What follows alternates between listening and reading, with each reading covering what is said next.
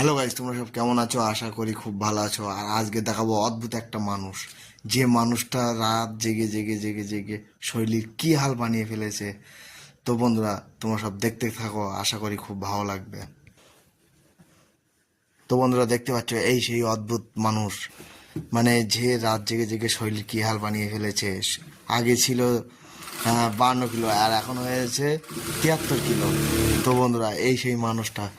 আর এই ঈদে শপিং করতে যাবে বলে ওই জন্যে এখন প্রায় 2টো বাজে যায়, মানে 2টো নাগাদ বাজে। আর এই ছেলেটা এখনো কাজ করছে, দেখতে পাচ্ছ।